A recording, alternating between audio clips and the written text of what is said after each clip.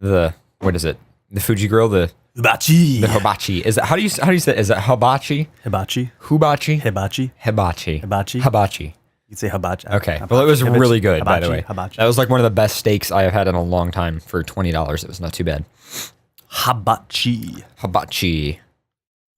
Welcome to FurCast, episode 164. I'm your host for this evening, Paradox the Wolf. And I'm your fabulous Blue Fox host, Pharaoh. That sounds almost scripted now. I don't know if I like it. Script what? I don't know. It's just the intro and everything. It just feels like it feels scripted. You know what I mean? Because we're just like, oh, I'm this person here. I don't know. I don't know what I was saying. Do you have to do it with more energy? Like, you know what you should do? Just play some music. And we'll be like, we'll come in it like fucking announcers. What kind of? I don't know if I have any music though. Like, I suppose I could just grab some random like electro or something.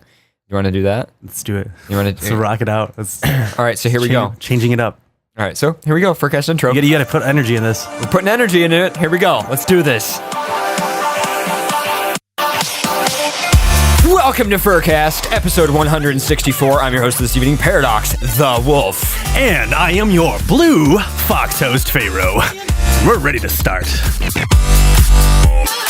Seems so cheesy, but I know, it did seem really cheesy. Let's never do that again. That was really bad. But anyway, you guys are listening to FurCast. Welcome to 164. B is not here today because we have no idea why. Literally, we have no idea. B just kind of is probably busy, probably doing other things, but just hasn't had time to respond to our text messages. And usually when that happens, that is B's way of saying, yeah, I'm really way too busy to do anything. But all right, so I guess some announcements for the beginning of the show.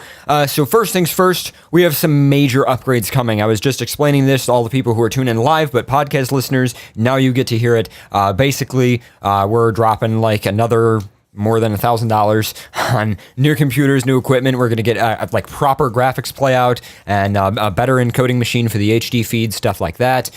In the meantime, we are actually selling some old equipment. I actually linked people an eBay auction or two in the chat room that they can check out. And a random side rant about those things. Whatever you do, lessons I have learned. First, I guess two lessons I've learned. The first lesson is don't buy shitty HD SDI converters. And the second lesson I've learned is fuck color management in modern computer operating systems because it is just broken everywhere. And I've pretty much spent the last week being depressed about how bad color management is because it is driving me insane. But anyway, moving on. So we're doing tons of upgrades and stuff. So with that, I just want to shout out some people who have donated recently because they have definitely helped out to purchase some of the new equipment. And so the first shout goes to Tribal Wolf. Now, I shouted Tribal Wolf out last week for being an MCFC, but I completely forgot to shout this part of Tribal Wolf out, and that is Tribal Wolf at MCFC walked up to me and just handed me a $100 bill. So he is fucking awesome. If he is in the chat room, I don't know if he is, but everybody should pounce hug gift that guy because he is awesome. And just for just hanging out with me at the con and just being like, oh, I'm going to donate, and just handing me cash. That was amazing. So shout out to you for just being such an amazing person. And also shout to Zarko, who donated a similar amount on PayPal, among tons of other people who donated on PayPal last week, which I shouted out on the last show. Speaking of which, that's now posted. And that's it.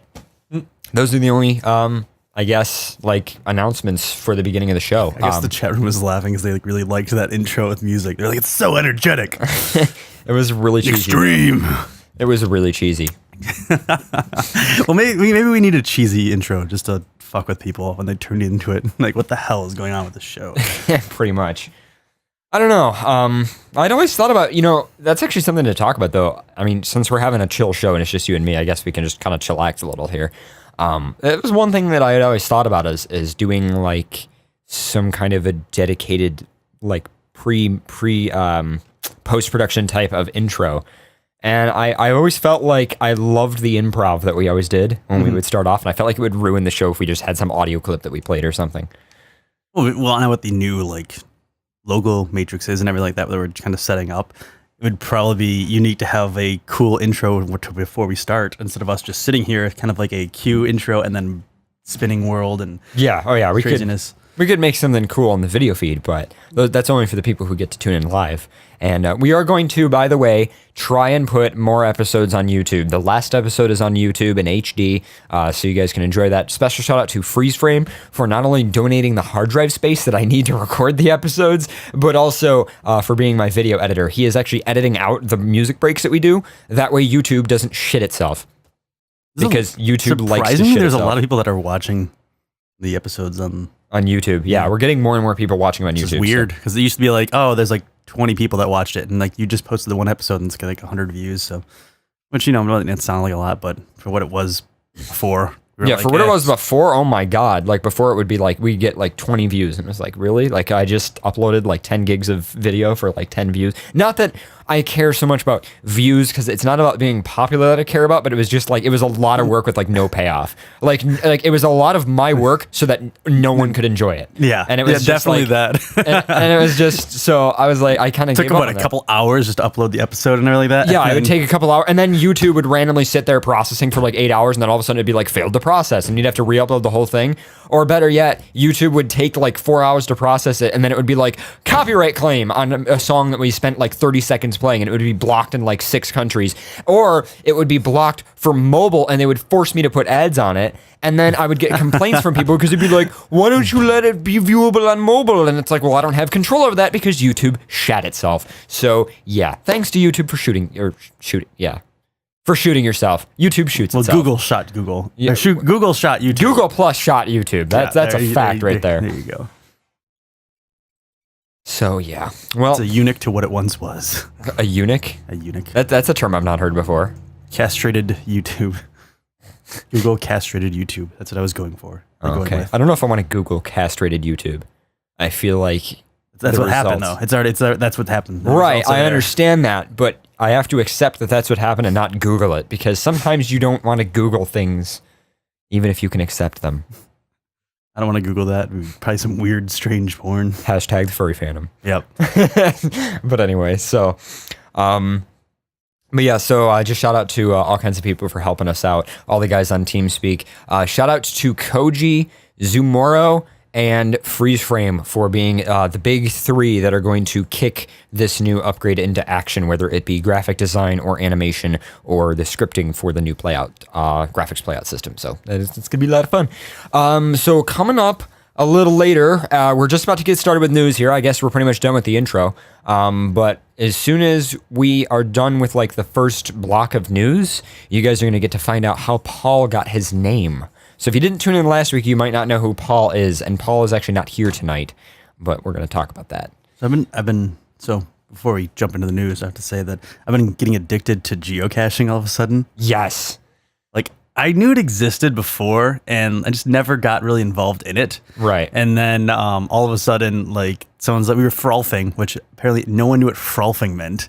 I had heard of frolfing, but I didn't, like, I don't know. It was weird. Because I've always heard frisbee golf, but I never heard frolf. So that was why that confused frisbee me. golfing. So It's frisbee golfing, Frisbee yeah. golfing, which people are like, what the hell is frolf? What are you frolfing? But we were doing that, and apparently my friend just started himself, like, doing it himself, and we were at the park, and apparently there was one like right off a hole, which was like a deadliest find for us because it was like through burrs or something like that. The sharp, pointy thorn bushes. Right, the plants that want to kill you. Yes. Right. And like I still have like scars on my legs from like us we're like, we're gonna find this. We have to find this. Oh, you have scars? Hot. Well, it's cuts, but you know. Okay, I'm kidding. whatever. But anyway, But, so that's how you got into geocaching? You were So like for the past week, I already had found 18. I found all of them in my town.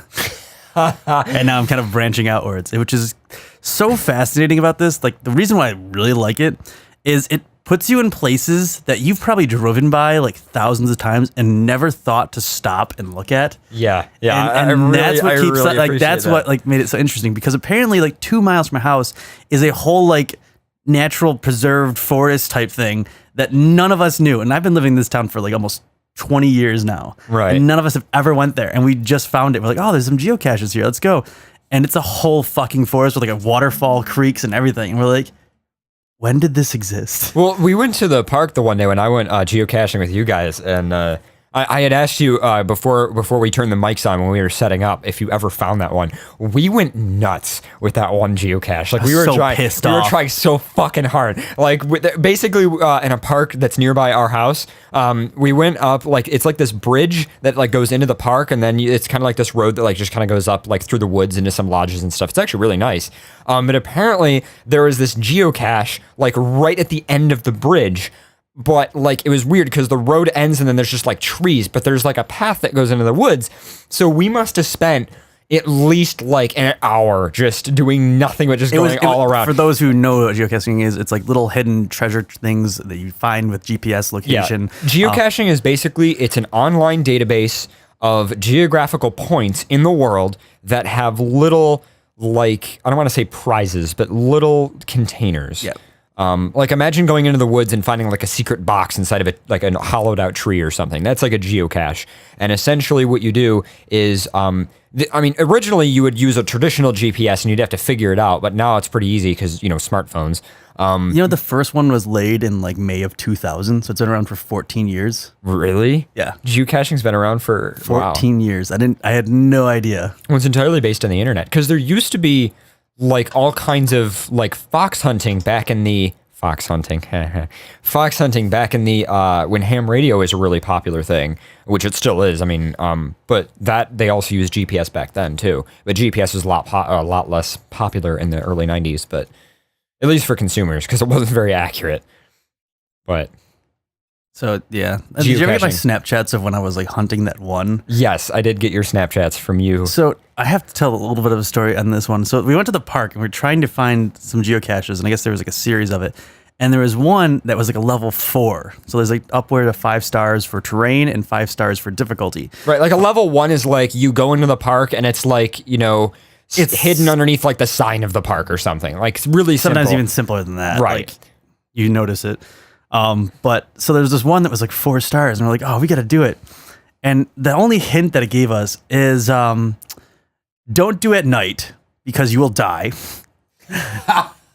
And the other one was nature gives you roots as a ladder. So, oh no. Oh my God. I know where this is going. So we spent like an hour trying to this, and we were on the side of a fucking cliff. You would. With like, it was like a 30-foot drop down to like just bedrock river going. And we're like, it can't be. No, there's no way someone put a geocache inside the side of the cliff. And we're like, it's a 4, so probably. So we were hanging like off of tree branches and stuff on like this thing 30 feet down, trying to climb down this thing to find this geocache. And we spent an hour doing it. And like, I almost fell off the cliff. My friend was like dangling at one point too. And we're like, we're going to die trying to find this third geocache we've ever found. And we eventually find it. And it was like in a tree underneath it, under a rock. And you had to climb up all these branches and pretty much hang over the ledge to grab the container. And it was absolutely fabulous because the person who put it down there, I don't know their name, but they're like, I'm sick and tired of caches being just off the trail and so easy to find. So here's a difficult one for you. Good luck. Good for them. That's awesome. That's amazing. It sounds like a lot of fun. It was a blast. Yeah, we need to do more geocaching. Apparently, there's another one in the park that's right 2 miles from my house. Is one that's a 10-kilometer long hunt for the geocache. Oh my God! And it's called One Cache to Rule Them All. Oh my God! And it was like 7 caches for the dwarves. It's a parody on Lord of the Rings. Right. So that sounds 9 caches of the men, and I really want to find. Do you want to do that tomorrow? I don't know. I have to work tomorrow, so. Oh, okay. And maybe after work or something. I don't know. Let me know. No. Oh. Send me a text. I might want to do that after you get out of work because that might be fun. But anyway, so with that, I guess we're jumping into news. Whenever you're ready, I am.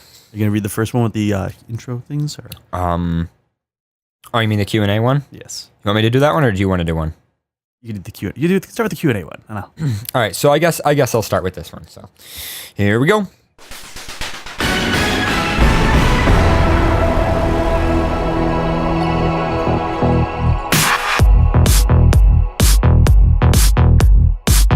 So this is a Q&A with the directors, or rather the animators of College Humor's Furry Force video. So for those of you who haven't seen it, it's basically, there's actually 2 of them now, at least as of this show, and they're pretty fucking hilarious. And I'm sure everybody in the chat room knows what we're talking about, but it's the Furry Force College Humor video, and this is sort of like a little Q&A interview with the animators. So here we go.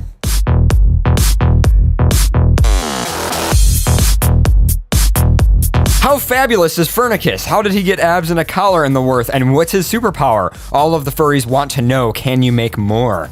So the animator replies, his name is Rich, so I'm just going to call him Rich. He says, hey, I can comment on the animation, but anything involving the character creation / writing is for the writers at College Humor. We were contracted on it.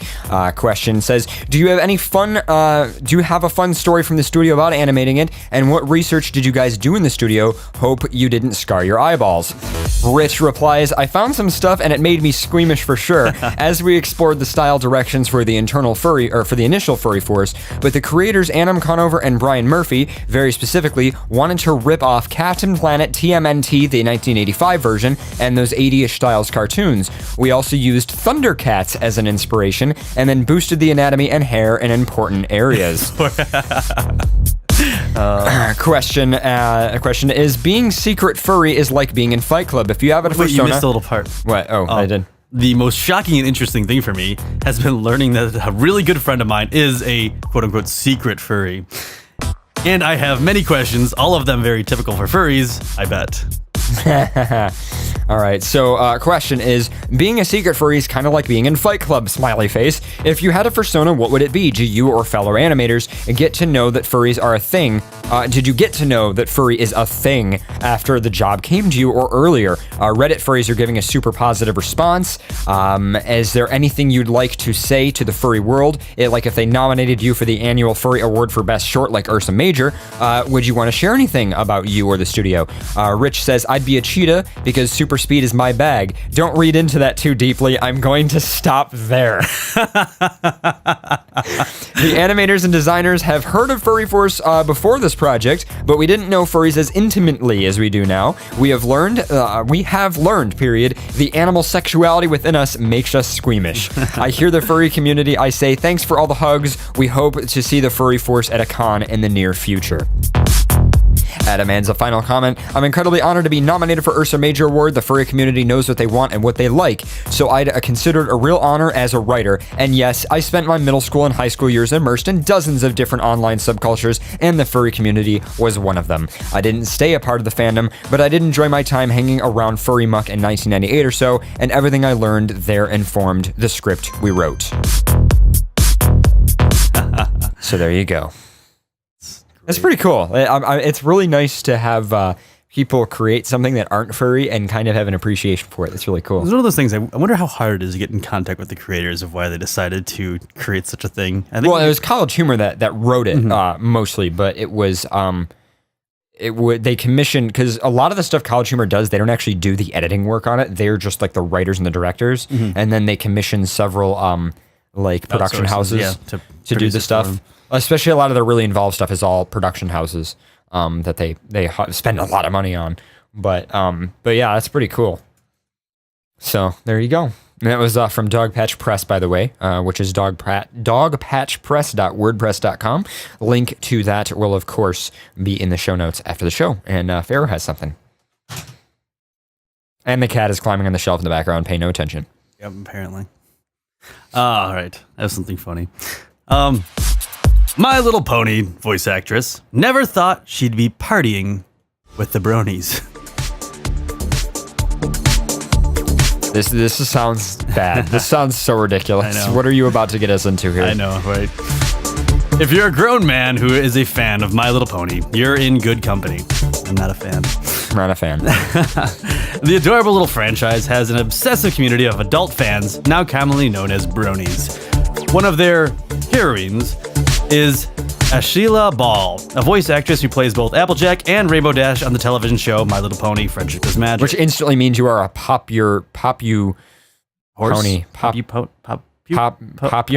Popioni? I don't know. What is popular in the brony fandom? I don't know what is popular in the brony fandom. A little weird. I don't know. I don't even know. There's probably bronies listening to the show, already having the definitions they use, but I have no idea. Yeah, I don't really immerse myself too far. Let me alt tab over to the chat room while you continue to read. A Popu Pony? Pup Pony? No, I don't think Pup Pony would work well. I feel like that's sexual. Popioni. Popioni. I love that one. Oh, that's great. Popioni. Love it. And Popubrone. She's the star of a new documentary about the rapid subculture called A Brony Tale by a Canadian filmmaker, Brent Hodge. It premieres at the Tribeca Film Festival tonight. This was posted. When was this posted? This was posted the 26th, which is today. So this is posted actually. So tonight. It's tonight. It's happening right now. Yep. Right now. Right now. Bronies masturbating. Yep. At the Tribeca Film Festival. If you asked Ball 2 years ago whether she'd be participating her Applejack voice to a cheering crowd at a brony convention, she might not even know what a brony was. Today, she's a fan favorite for shedding light on the world that many outsiders thought was just weird, creepy, or just plain lame. I'm still wrapping my head around it, she told Huffington Post Live on Friday, video above. It's amazing to get that kind of praise for work that you do. I'm just a voice actress, but it means so much more to them. Huffington Post Live has also talked to a hardcore brony named Kez, who told us it took a lot of courage to come out as a brony, both to his parents and the rest of the world. Wow. Okay. So now there's coming out as gay, and now there's coming out as furry, which you always get, which I still never understand. So now there's coming out as bronies. Yeah. Okay. That's a thing. That's definitely a thing. Yep. I don't have any problem with whatever people want to come out with.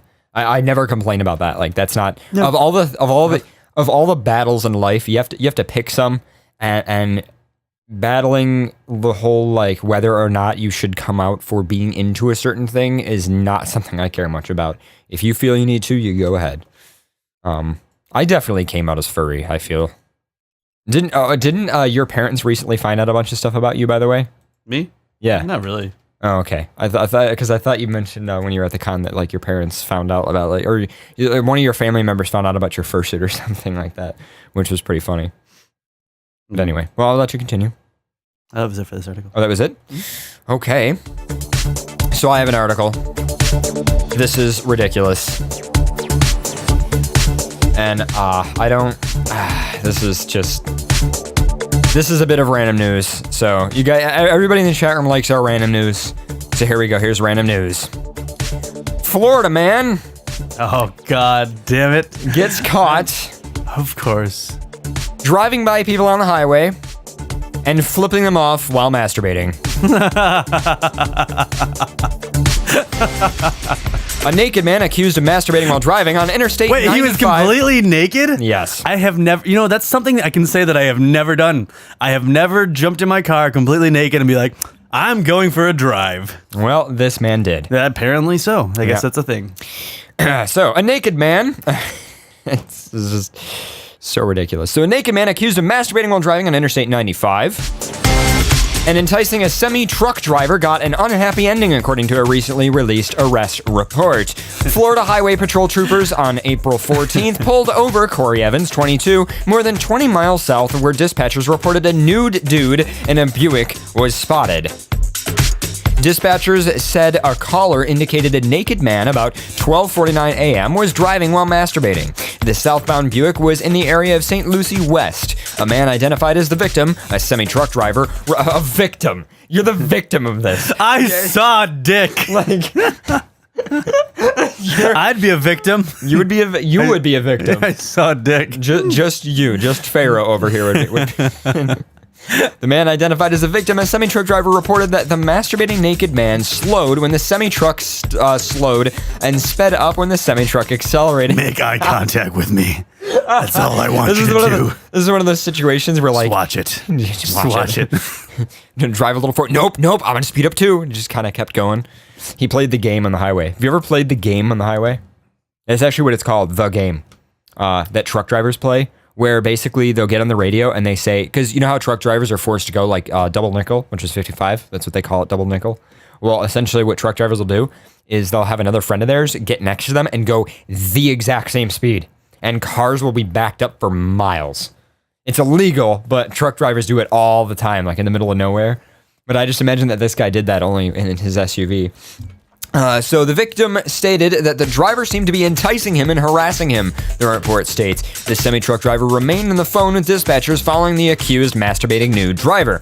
Quote, the victim stated that the suspect continued masturbating with the interior dome light on so he could be easily seen, the report states. It can be argued that the vast majority of the motoring public drives while fully clothed and while not masturbating. Troopers stopped the naked masturbating man's Buick Evans of Boa Raton was clothed when stopped, though his zipper was down. He denied masturbating while driving while naked. Troopers reported that Evans' answer to at least some of the questions conflicted and lacked consistency. Evans was arrested on indecent exposure charge, evidently bringing him to an unhappy ending. It wasn't immediately clear whether Evans wore his seatbelt. Did he get fully clothed while driving? Because if he did, he's like a fucking superhero. I know, that is amazing. I don't even think Mythbusters could do that shit, because they actually tested that, the whole like superhero changing clothes thing, and I don't think they were able to do Change your clothes back into your clothes while driving in a car. That's pretty crazy. I don't think I could do it. He could have stopped at a gas station and gotten dressed. How do you jump out of a car naked and just start getting dressed? Well, how do you drive down the highway naked and masturbate? Because you can easily get into a car naked. I just don't know how you would get out of a car naked and then put yourself back in I don't know, you could have pulled behind a gas station and gone into one of those weird, like, awkward bathrooms in the back of the gas station. You would still see a naked man climbing out of a car. I don't know. This was already at midnight. It was 2:49 a.m. or 12:49 a.m. So by the time he got there, it could have been, 1 a.m. You pull it around back so you don't go through the gas station. There's probably no lights in the back because if it's a cheap gas station, they're not going to have parking lot lights. Is there really just not enough things to do in Florida that this is their activities? I don't know. I don't know. I got an email from a Florida fur last week that said, can confirm these things happen. So, yeah. I just never want to go to Florida. I don't know. I have no reason to ever go to Florida. I just don't want to go there. I feel like if there's ever going to be a zombie apocalypse, that's where it's going to start. It's going to start in Florida. And then we should just sink that whole fucking state. Besides all of the random craziness, I honestly have to say, though, that Florida does have some pretty nice weather. Except for the whole hurricanes thing. The hurricanes, they kind of suck. But anyway, Farrah, do you have news? Mm-hmm. Farrah has news. I found this one funny. It's a Papa Bear article from the Furry News Network. I always find these interesting, but never really that informative, but I'll read it anyway. Does an asexual furry not belong in the fandom? Oh my god, Pharaoh, only you. It was me. I actually wrote this. It's true. I just don't feel like I belong with anyone. You don't think you belong in the fandom anymore? Nope. Because you're asexual? Nope. Yeah, I'm sorry. I didn't write this. Pharaoh, you definitely belong because if it weren't for you, we wouldn't have anybody who's blue and asexual. Yeah, this is very true. Yeah, you were very unique. You're a special snowflake. How does it make you feel? I don't want to be a snowflake, though. What if you're a blue snowflake? I still don't want to be a snowflake. Can I be something else? Can I catch you in my mouth? It's gay. It's really gay. It is pretty gay. Anyway. To Papa Bear. As I'm not the most eloquent tiger in the world, I'll try to keep this letter short and sweet, but no promises. I identify as asexual and have for quite a while now. As such, anything related to sex just doesn't interest me, and sometimes to the point where it makes me feel very uncomfortable. Which can be a problem, considering that the fandom can be very adult in nature. Switch back and forth from being in the fandom, but recently tried to include it a little more again. It feels like no matter where I look, everything seems to have some kind of great, big sexual aspect to it. Something I've never pondered very carefully is if being asexual is thought of as weird or out of place when in the community. Every fur I know seems to be very open about their sexualities, and I'm worried if I just seem to be one big party pooper. I'll get to the point behind this. Am I just not fit for such a group or being involved in the furry fandom?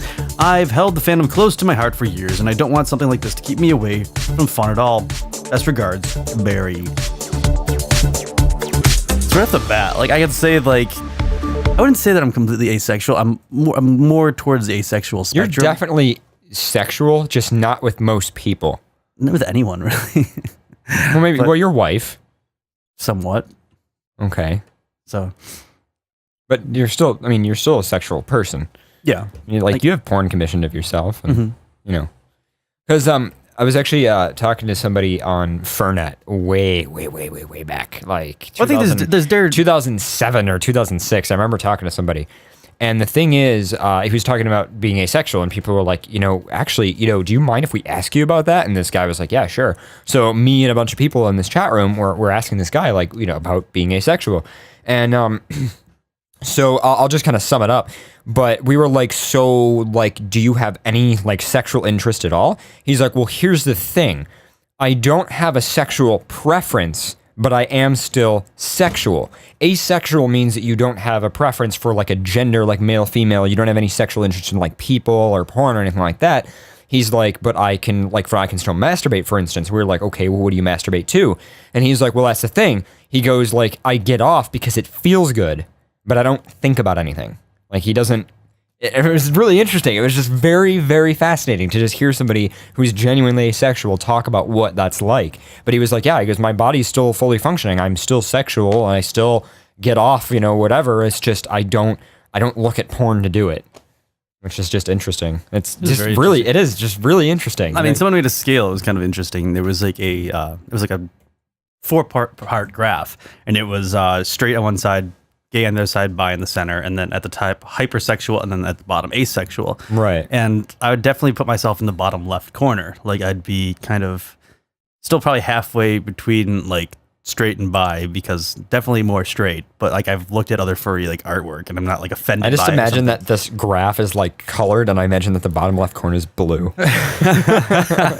You can see it. I'll just color it in. This is me right here.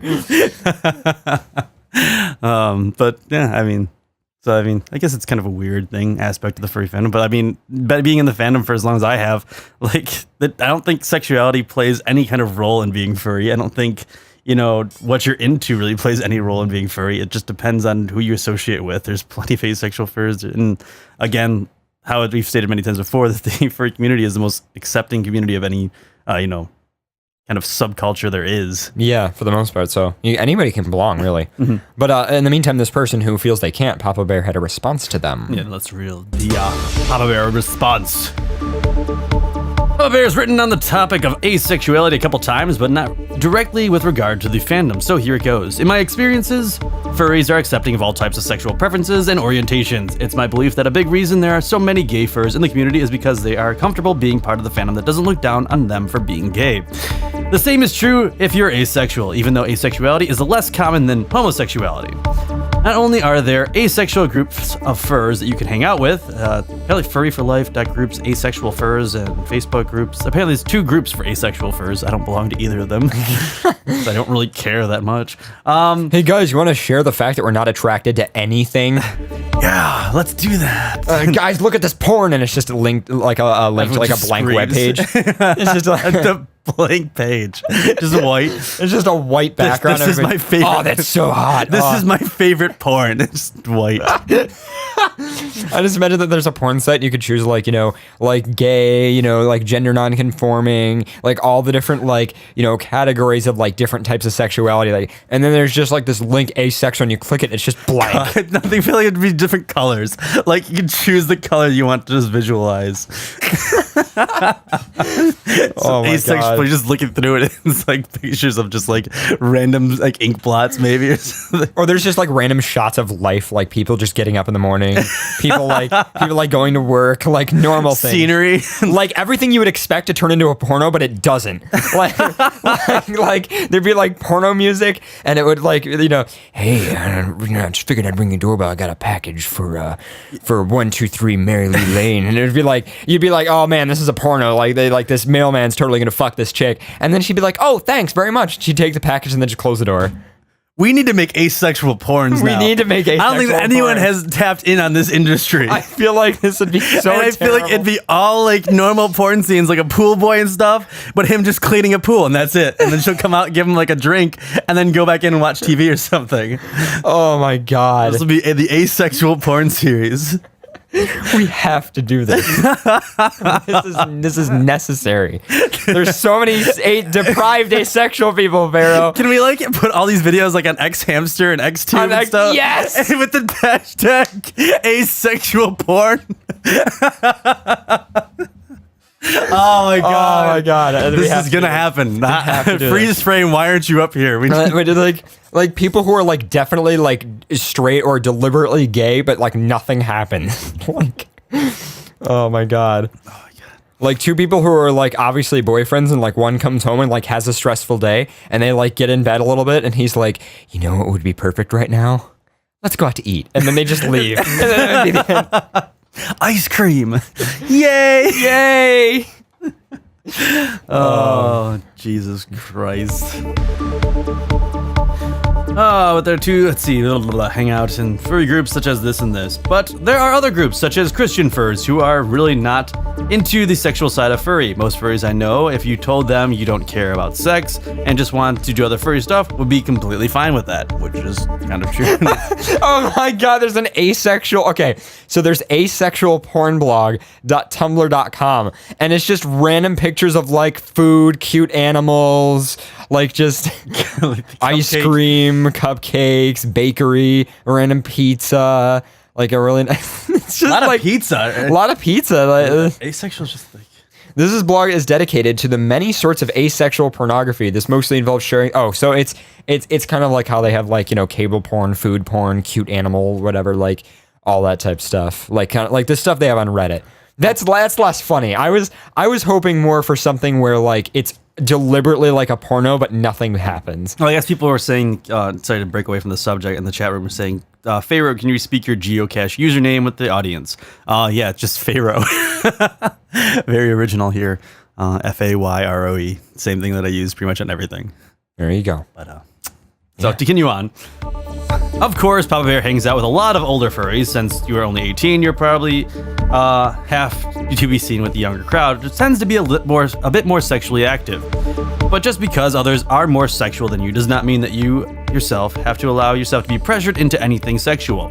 The furry community is very diverse, and you just need to find your niche that you fit in within. So yes, you belong to the furry community. It is because people like you are in it that we become more diverse, and with diversity there is strength and acceptance. Hugs, Papa Bell. I think that's one of the reasons why I still love the furry fandom, is the fact that it is so diverse and there is just everything in it. Yeah. There is nothing that is really excluded. There's like furries, there's like males, females, there's pharaoh, there's all kinds of stuff in the fandom. But that, I mean, like even diverse in hobbies, interests, everything's from either fetishes to every single spectrum. The fact that like I know what one of the leading lighting directors for Disney. I know like people, like several people who work on like in the Navy to control all kinds of communication systems. I know, like, let's say I know I'm trying to think of what his job title is. I'm just thinking of like all these people that I know because of the fandom. I know so many people who are in production, so many people who are in IT. I know the lead architectural developer for HP's cloud infrastructure. I know just all these people who are just furries who go to cons, and it's just great. It's awesome. But yeah, that's what the fandom does. So I have something scary about bees, and I shall give you the picture in chat. Is it an article? Yes, it is the most horrible thing I've ever seen in my entire life. This is a nightmare fuel right here. This is my scary. Oh shit! What? Copied the wrong thing. You don't have to copy. You know. What? I don't have to what? I don't know. What are you doing? I was trying to send you this. You are so slow at copying stuff. I'm just keyboard commands, man. Sorry. Everybody wait while Pharaoh copies and sends me something. And there we go. Okay. All right. So why do you want me to open this? Just so you can show me? Because of the picture that maybe you should just show, because it is scary. It is nightmare fuel, and for anyone who's watching the live can see the nightmare fuel. Oh my god, the title of this article, I don't even know if I want to scroll down. Scroll down, I don't know if I want to do this. Oh my god, this is fucking horrifying. Oh my god. Scroll down. I'm trying. It's loading the page, Pharaoh. Wow, your computer is just going so slow. This is like a reveal. It's Huffington Post. Oh my god. What? So, give me this music because we're going into this. show that this is like NSFW explicit here. So, Oh my god, it's all right, give me a minute, guys. like if I saw that, I'd quit. Just done. I'm done. No more. Done. Yeah, so I hate bees already, and then this is just the most. If I opened up a shed and this was there, all right, so I'd just burn the whole shed. Like everything in it is just no longer means anything to me. I'm gonna put this in the video feed while you read. All right. Sorry, this hornet's nest with a face is going to haunt your nightmares forever. Sorry, everyone. This is. Hornets in themselves can be pretty terrifying. A hornet's nest emerged from a carved wooden head reaches wet the bed nightmare status. Oh my god, it does. It's on the video feed right now. Earlier this week, Cliff Seeger posted on Reddit as Count Bubs posted a photo of just that, which he said his dad found in a shed that hasn't been opened in several years. Image stumbling on this is unexpectedly. Imagine stumbling upon this unexpectedly. Oh my god. I would kill myself if I found this in my shed. According to the post, the hornet's nest had fused with a wooden statue. Seeger told the Huffington Post that his father had carved the statue about 10 years ago and it had been in their backyard before ending up in the shed. Fortunately for Seeger, him and his family, the nest was abandoned. A shed full of angry hornets is the only thing that would make this a worse discovery. For now, he said they're trying to preserve it as is. But if you're not shuddering from the feeling of a phantom wasp sting yet, there is a 23-foot hornet's nest found in an abandoned house in Spain last year. Who else wants to stay inside all summer? So with the summer months approaching, just imagine stumbling across that. Like, even if there was no hornets in that, I would not save something like that. I would just burn the whole shed down. Yeah, I'm done with it. I would just burn it. I'd be like, it's there's a lost cause. There's no way I would want to save that. Nothing. Like, any reason why? No interest. Not at all. Nope. Nope. A bag of nope. Nope. Mm-mm. Nope. No. Oh. All right. Do you have one more article? So, I have a few, but I'll let the chat room decide which one we should read. Uh-oh. I have a thief steals $18,000 worth of Axe shower gel, and Axe is totally cool with that. A legless lizard crawls into a man's penis. Oh, no, come on. Oh, Jesus Christ. And releasing 1.5 million balloons into the air is a very bad idea. Wow, those are all good, except the middle one.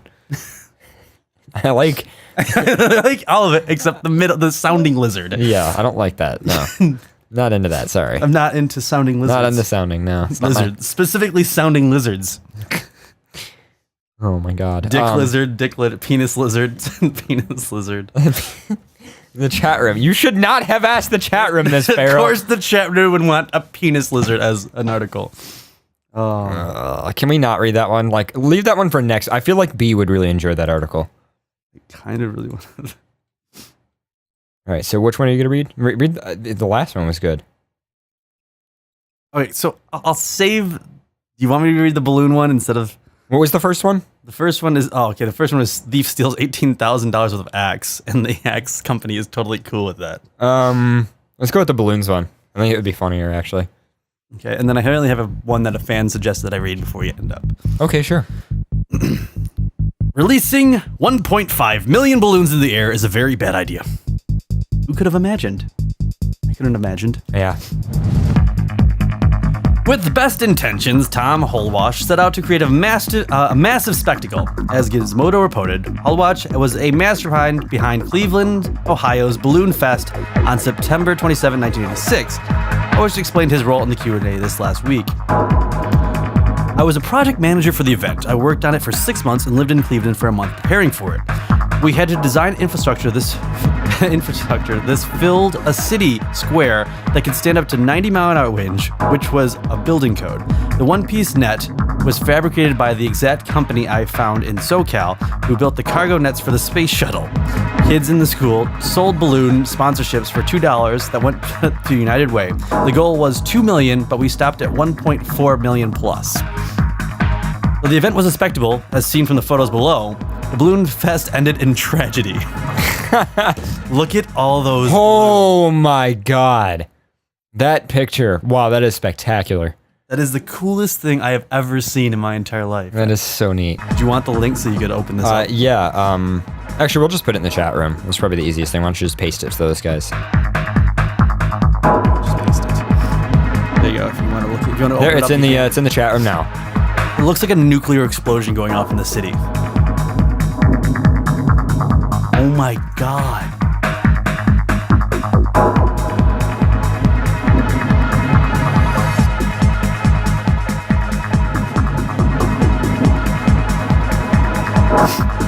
As Viral Forest explains, a storm moved in and forced all the balloons back over the city. 2 fishermen whose boats had overturned were unable to be rescued because the Coast Guard helicopters couldn't find the vessel beneath the impenetrable mass of balloons.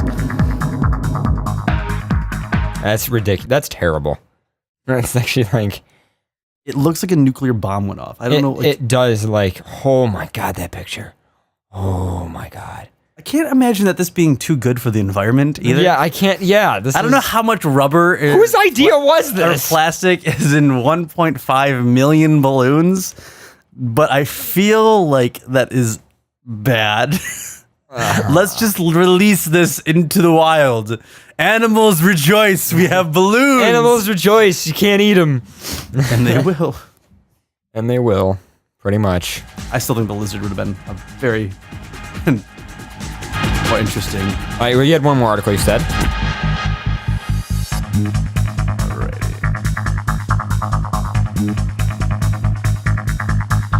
No secrets, no sorries, no monkeys, no worries, no structures, no confusion. Oh, it's gone. I think you deleted it. I didn't delete it. I only deleted the articles we read last week. It was a book one. It was a book one? I didn't delete it. I did not delete it. You're accusing me. I do not appreciate this. I appreciate this because it's not there anymore. What, do you know what it was? It was about a book being banned. Oh, that one. Yeah, I thought we read that one at some point. I remember what you're talking about. If you can do something else, if you can entertain the fans while I go through the history of the document, I will find it. Entertain the fans. Like, what do you mean to tell the fans? I don't know. I don't know how to entertain. I mean, I don't got any stories. I mean, I have Paul's story, but we're probably going to save that for a little later after the break. Yeah. I'm going to go with... Well, we'll have to read it next week. Oh, wait. See, Oh, wow, this is old. Wow. That's I don't know where the hell you went to, but that's really old. Hold on, almost got it. Oh, we're almost there. Let's see. There's that one in the book, and then there's the... You deleted a fans. I'm trying to find it. It's so difficult. Entertain the fans. You need to entertain them. I'm trying to entertain, but I mean... All right, let's see. You need to... I wasn't expecting that to be missing from the document that I work, somewhat hard on, but not all that hard on, to entertain the notion of... A school system removes book? Yes. Got it. In studio now. There you go. Oh, yes. I do remember. I thought we had read this article, but I guess not. Yeah, this one was pretty funny. It's pretty ridiculous, rather. So I guess the fan submitted this, I think, from his actual... I don't know if it was his school or if it was just from the state that he lived in. But, Idaho school system removes book from curriculum after parental outrage. No secrets, no sorries, This is... I hate this kind of shit. no structures, no confusion. Oh, boy. The school board in Meridian, Idaho, voted 2-1 this week to keep the book, The Absolutely True Diary of a Part-Time Indian, off of a supplemental reading list for the 10th graders, meaning it will not be a part of the curriculum at the high school, said the school board clerk, Tris Duncan. In 2007, Sherman Axel novel, which won the 2007 National Book Award for Young People's Literature, is still available in the school's library, she said, however. The school board's decision to seek an alternative book to convey the cultural messages of X's work came after complaints from parents that the book contained sexual charged material inappropriate for their children, was peppered with pejorative terms for women and various races and those with learning disabilities, and mocked Christian beliefs. God forbid. Oh, my God. The book is described by the publisher Little Brown as a heartbreaking, funny, and beautifully written tale about the experiences of a young Native American who leaves his troubled school on an Indian reservation in Washington state to attend an all-white high school in a nearby farming community. Brony Stiles, the mother of 4 students in Meriden schools, said that she pushed for the removal of the high school curriculum after reading the book and counting 133 profane or offensive words in 230 pages. There is obscene... Sorry, let me get this in this strange woman's voice. There is obscene material throughout, degrading slang words like the one used to describe a certain part of a woman's anatomy, an offensive description of Jesus Christ, she said. Wow. Jesus Christ was a Jew. Oh, that was great. That was a great noise.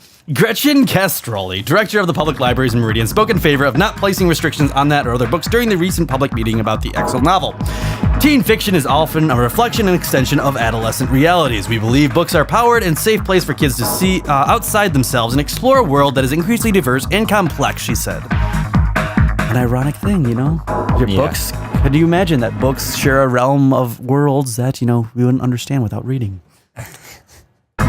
Imaginations. Imagination, can't have that shit. Bad to have that. Are there any more quotes from that woman?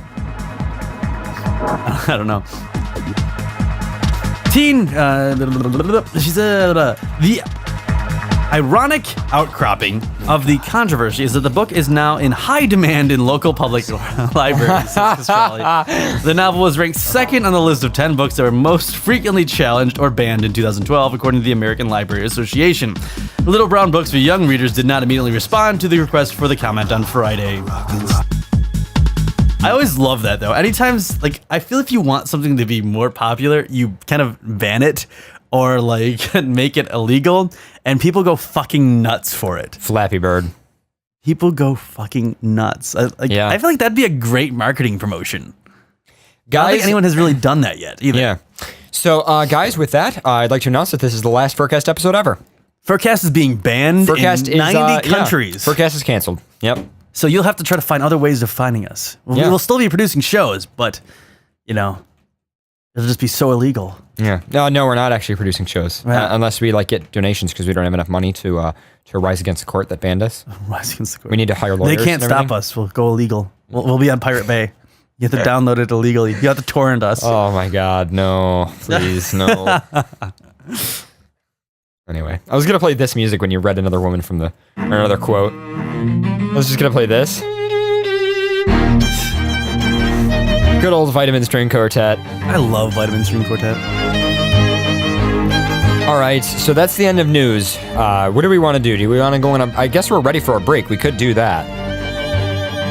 It's up to you. Want to go on a break? Yeah, let's go for a break. Let's go on a break, and then I guess after that we'll tell the story of Paul, how Paul got his name. Okay. You guys are listening to FurCast live on Zeta Broadcasting Network Positive Radio. We will be back after a quick 10 to 15 minute music break.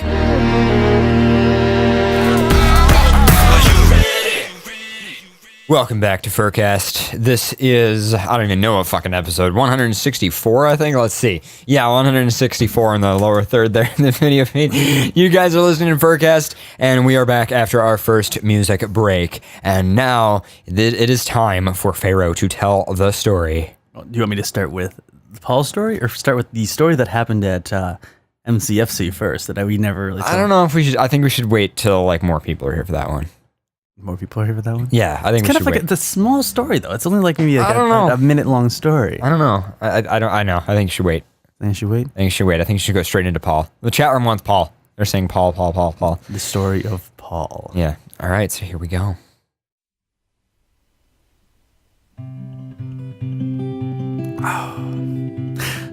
So everyone knows the story of how Paul came to be.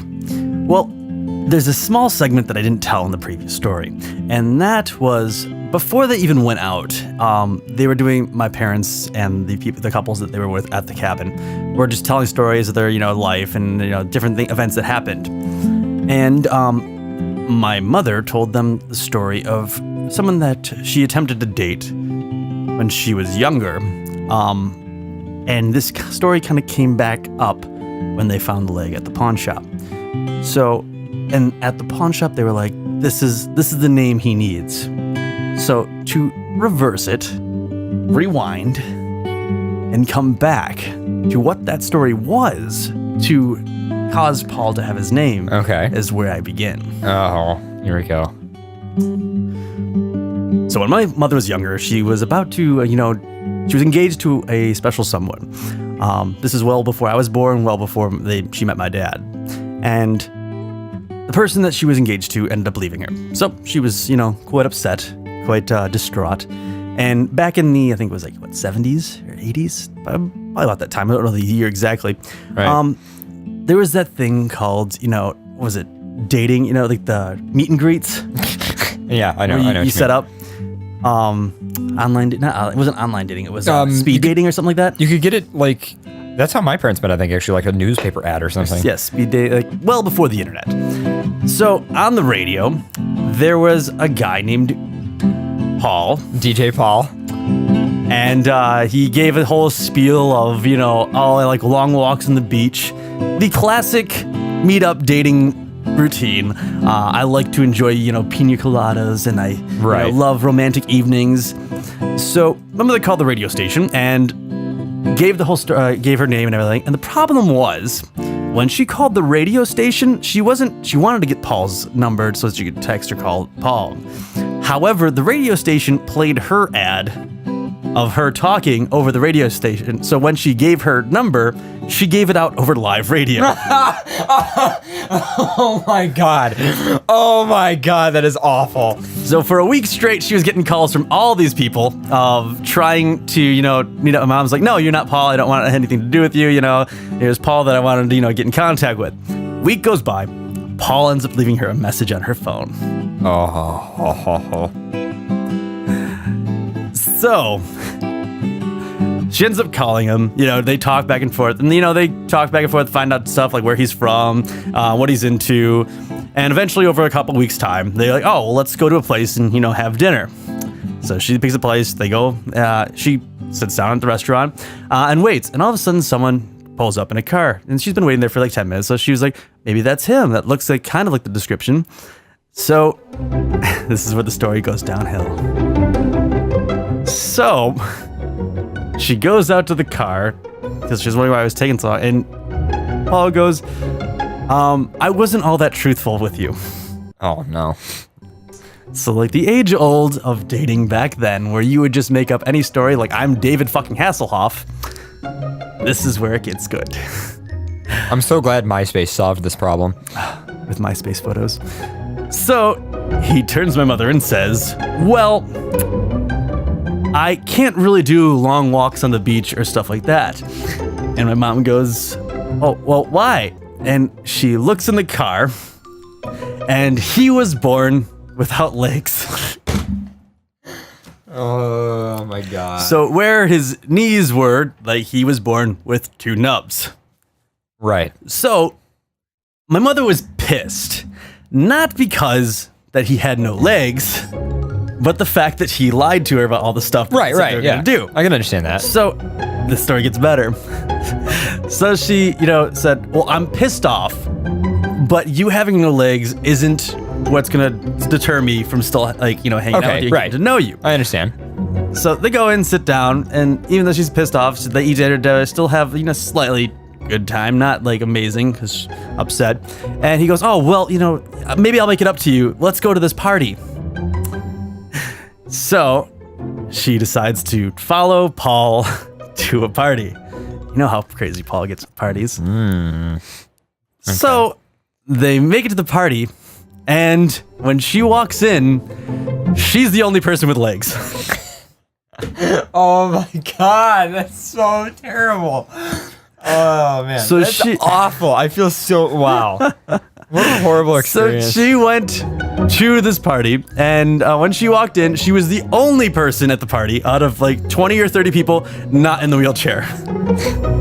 So she's even more pissed at him because she was like, you could have at least told me, because now there's no place for me to sit.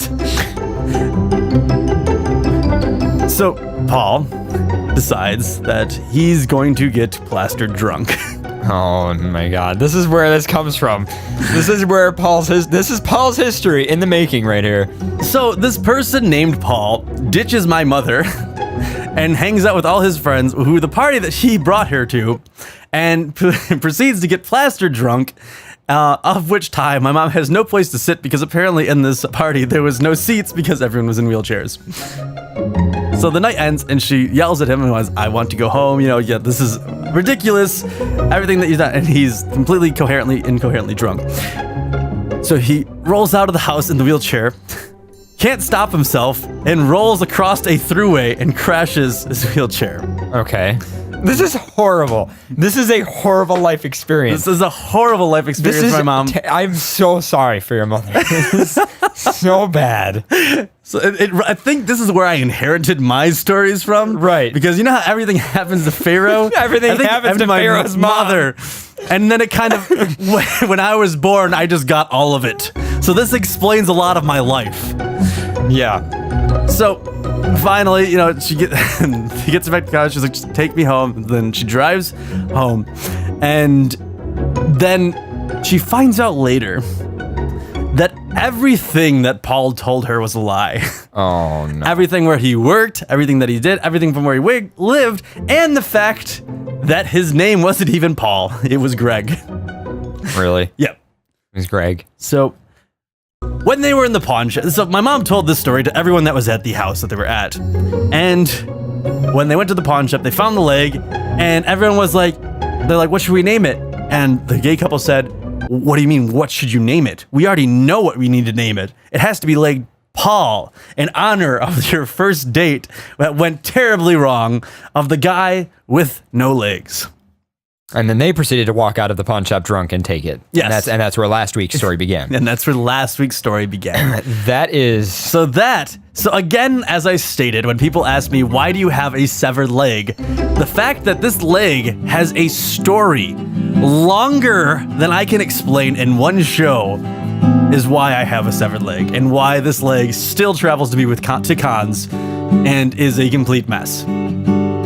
So that is the story of how Paul became Paul, and not how Paul became born, which was on previous show.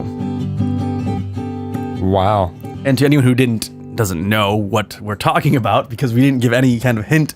To sum up the last week's show, my parents, when they were in South Carolina, found a prosthetic leg and proceeded to buy it and take pictures with it, and it has its own entity, and it's named Paul. Yep, and you can follow it on Twitter. And it has its own Twitter. It is on Twitter. It is at Paul the Leg.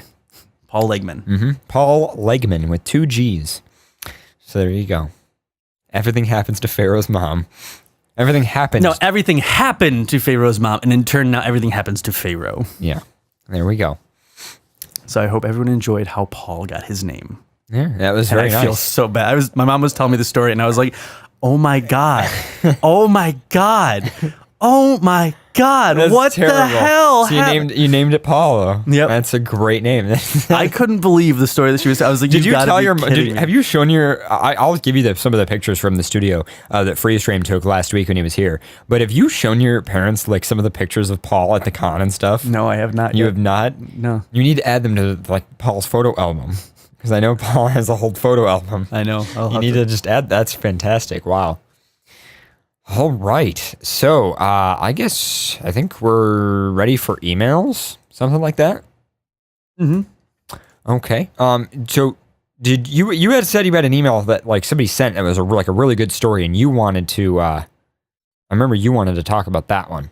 Yes, I figure I will jump right into another story that a fan submitted from the story of Paul's. Okay. So yeah, in the midst of all this crazy story talk about Paul, I guess somebody emailed us a funny story as well. So, okay. Well, I'll cue the mail theme. Mail time. Mail time. Mail time. Mail time. The mail's here. Here's the mail, it never fails. It makes me want to wag my tail. When it comes, I want to wail. And the reason why we still have that same email song is because Meek is lazy. What's funny is Meek sent me a Snapchat, and guess where Meek is right now? In Florida. Guess where exactly? I don't know. In the Paw Pet studio. Oh yeah, I know, yeah. So Meek is in the Paw Pet studio right now. So good old... So shout out to Meek and people at Paw Pets, which we should probably have them on the show at one point in time. Yeah. With their crazy Paw Pets and So creations. I and- accidentally messed up, and I accidentally set the preset of this camera to show you instead of both of us. So when I hit button number 1, it doesn't actually go back to showing you and me, which it needs to. So I'm going to go ahead and fix that you real quick. just zoom into my face and saved it. Yeah, I basically zoomed in because there's a preset that just zooms into your face. And it just does that. There's some screenshots coming from that, but anyway. All right, so I guess yeah, you can go ahead with an email, or go ahead. So before the story even started, Paul's told me about this. So I mean, I figure since I jumped from my story, the first good transition would be straight into his, which I found kind of enjoyable. Just wanted to share this crazy story. So, I spent about 3 hours this morning very paranoid, scared, and confused. I was up and moving about in my living room at about 8 a.m. and I went outside to throw some trash out. At 10 a.m., I went back outside and there was a brown paper bag on my porch. I looked inside and when I saw a pie in a plastic container, a frickin' pie. I put it on the counter and locked my door, went to Facebook and Twitter and shared the story and asked if anyone was pulling a prank on me or trying to kill me because I was just unsure. After a few minutes, I went to take a closer look. It was a chicken pot pie from the Whole Foods market with a $6.99 price tag on it. Also, the paper label was torn if it had been broken. If you know, that kind of stretches over the lid and the plastic container so that it can't be opened. Now, this is a chicken pot pie left in a bag in the Florida sun, left on my porch, without any knocking or anything during a 2-hour period of when I was 15 minutes away from the door, making a lot of noise to myself and the computer. And it has been opened. What? Somebody just walk by and just drop that off. I kind of just want to do that now. Is just run up to people's doors and just drop off food. I don't know if I'm going to eat it, though. I mean, it's a little... I don't know if I could just eat random food I found. I would never eat random food. Yeah. If someone put like a fucking cake in a plastic container outside my door, I would look at it and be like, what the fuck is going on? Like, even if it was sealed, I wouldn't trust it. So that should be a new thing now. Just make creepy cakes and just put them on people's doors. Creepy cakes. Hashtag creepy cakes. Like cakes that say stuff like, I've always been watching you. And just leave it on people's doorsteps. Never ring the bell, never do anything. And just leave them there. It's like a beautiful, just really expensive like cake. I've always been watching you written on the cake. Scare the shit out of people. That'd give me nightmares. Like if I walked outside and there's just a cake that said I've always been watching you. You know what would be even creepier is just find out how old somebody is and when their birthday is, and on their half birthday, leave a cake that just says happy half birthday. Soon. It's fucking terrifying. That is the most terrifying thing I could ever think of doing to someone. Now I want to do it to someone. I know. Anyway, to continue the story, I put it I put it in the freezer after I realized it was chicken and freaked out for the rest of the day. At about 4 p.m., which is from the first party, 6 hours after it happened. Okay. Calculate. I got a text from my dad's girlfriend saying that she left me, quote unquote, something on the porch this morning. Thanks for something nice I did for her, and the mystery was solved. You wouldn't think of texting like that, something like leaving food like after you did it. Yeah, I mean, you just leave it there. Surprise! With no name, no nothing. That's not much of a surprise. That's food poisoning. Is it weird that I generally 100% believe that someone might have been trying to drug or poison me? I'm going to heat it up and eat it during the show. I'll let you know if I slip into a coma. Your sometimes paranoid Panther fan, Pulse the Panther. Nice. Shout out to Pulse the Panther, who's one of our longtime fans. He's a real great guy. Oh, man. All right. So I have an email. And it's titled, Advice, Please. Hello, Paradox and Pharaoh. My name is Travis, but everybody calls me Scar. I didn't kill Mufasa, in parentheses it says. First off, I just want to say that I love your show and your out of this world hilarious humor. I have to resist laughing my ass off while doing classwork every time I listen to you guys. So I thank you for the awesome show and making me laugh so much that I probably have another year or two. Now, I need some advice on how to dive further into the furry fandom. I need advice on how to dive further into the furry fandom. That's just funny to me. I don't know. Dive deeper. Yeah. I need to get into the deepest parts. I need to get into the deep parts. They're real scary. The NSFW stuff. Double hashtag NSFW. That's how bad it is. And I really couldn't think of any fur better to ask than you two. Now, I already have a furry friends online. I have my own pack. I have my own iFunny account. iFunny account. It's an iFunny account. I don't know. What's an iFunny? I don't know. A Fur Affinity, So Furry, Furry for Life account, and Write Furry Stories. I don't have a fursuit. I've never gone to a FurCon, and I don't really have any furry friends in public life. Also, I'm not very public about me being furry due to not wanting to be ashamed, and rather my parents are not very open-minded, and neither are the people my age here, and I would rather avoid having to explain to the dozens of people what a furry is and how they think it's strange, comma. So, I think it is a rather personal part of my life, end parentheses, period. Now, I am very happy and enjoy being in the fandom as much as I am, but I feel like I want to go even further into it and also become even more active and rather known furry. A rather known furry. I don't know if this is because I can't find a fursuit to go to FurCons or for some of the strange reasons, so I asked you if you can give me advice. And be more active in the furry fandom or if I'm doing enough already. Thank you so much. And furry on, :D, a little paw made out of various little O's with tildes in reversed order. Scar. All right. So,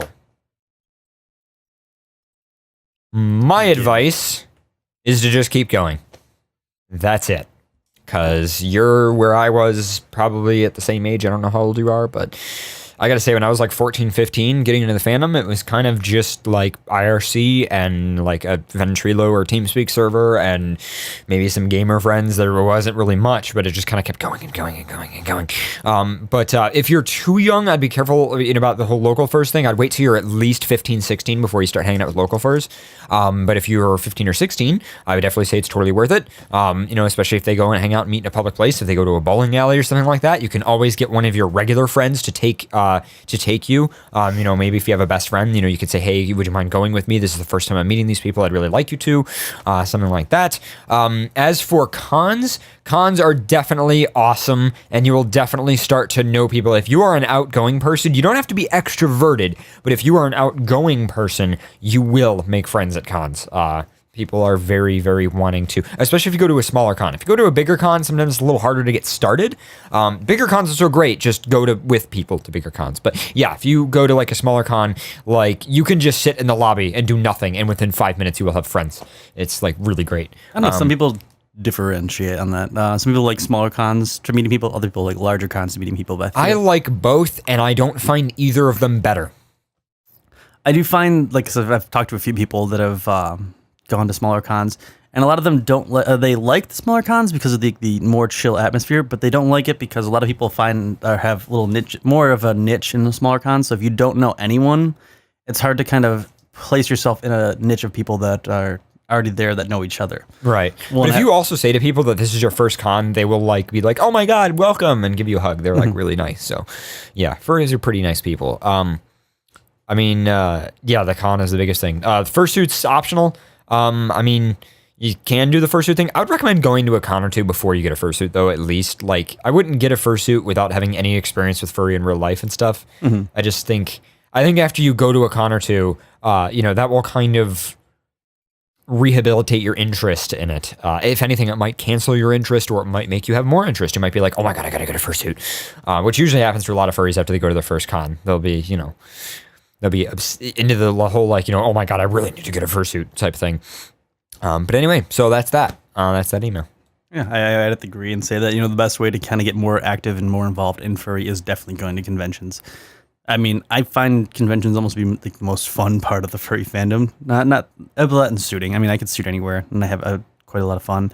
But definitely cons. Cons, the interesting environment of it, and just the fact that you can, if you're new to cons, you can actually go to panels and learn a lot of different events, different ideas, associate with different people of your same species. I mean, they have fox meets, wolf meets, husky meets, and stuff like that, which is all in just good fun, and, laugh and pretend like you're exclusively husky, and like you have little like secret codes and stuff like that. So, I mean, there's all kinds of crazy stuff that happens. I mean, the panels, well, I usually don't attend that many unless like friends are hosting them or things that I really want to see. They're still fun. So I would definitely say panels are a good way to start with the conventions and stuff like that. But again, you're pretty active online in the furry community, and it just kind of grows on you with age. So, I mean, if you're young now, just wait with it. It's not going anywhere. Yeah, it's not going to go anywhere. It's still going to be here, and it's just only going to get bigger and better, I think. So, in time, as long as you still stay active with it, you're just going to be more active with it, and that's probably how you're going to get deeper into it. So, bada bing. There you go.